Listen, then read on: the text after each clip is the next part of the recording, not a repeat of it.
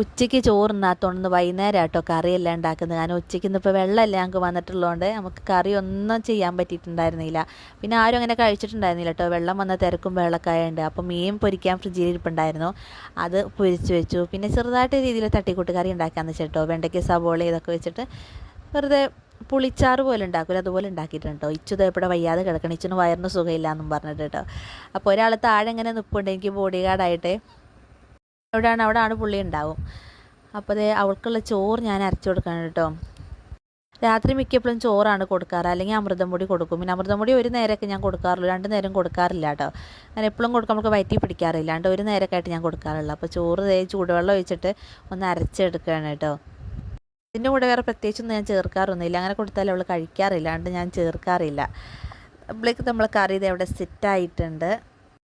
ചോറരച്ച് കുഞ്ഞിനുള്ള ചോറെല്ലാം കൊടുത്തുകൊണ്ടിരുന്നപ്പോഴാണ് ഇക്ക വന്നത് കേട്ടോ. അവർ കഴിക്കാൻ വേണ്ടി ഇരുന്നപ്പോഴേക്ക് ഇക്ക വരികയും ചെയ്യും കേട്ടോ. ഷവായി മേടിച്ചുകൊണ്ടിട്ടുണ്ടായി. നമ്മളിപ്പോൾ 1 വർഷത്തിന് ശേഷമാണ് കടയിൽ നിന്ന് ഷവായി മേടിക്കുന്നത്. എനിക്ക് വീട്ടിൽ ഉണ്ടാക്കിയാൽ തുടങ്ങി പിന്നെ വീട്ടിൽ ഉണ്ടാക്കുന്നതാണ് ഇഷ്ടം കേട്ടോ. കടയത്തെ വലിയൊരു സുഖം തോന്നിയില്ല. അപ്പോൾ ഞാൻ ഷവായിയുടെ സെറ്റ് ചെയ്യുമ്പോൾ വീഡിയോ എടുക്കാൻ നോക്കി വന്നപ്പോഴേക്കും ഞാൻ വന്നപ്പോഴേക്കും പാത്രം പകുതി ആയിട്ടുണ്ട്. പിന്നെ എനിക്കുള്ള ഇക്ക മാറ്റി വെച്ചിട്ടുണ്ടായിട്ട്, പക്ഷേ ഞാൻ അങ്ങനെ കഴിച്ചില്ല, ഞാൻ അത് മാറ്റി വെച്ച് ഞാൻ പിന്നെ മീൻ പൊരിച്ചും കുട്ടിയായിട്ട് ചോറുണ്ടത്. വീട്ടിലുണ്ടാക്കുന്നതിൻ്റെ ടേസ്റ്റ് എന്നാണെങ്കിലും കടയിൽ നിന്ന് കിട്ടത്തില്ല. അപ്പോൾ ഇത്രയുള്ള നമ്മളെ വീഡിയോ പുതിയ കൂട്ടുകാർ കാണുന്നുണ്ട്, സബ്സ്ക്രൈബ് ചെയ്ത് കാണണം കേട്ടോ. ഒരുപാട് പേര് കാണുന്നുണ്ട്. അപ്പോൾ നിങ്ങൾ ചാനലും കൂടെ സബ്സ്ക്രൈബ് ചെയ്ത് കാണണം, ഒരുപാട് വീഡിയോസ് ഇനിയും ഉണ്ടാവും.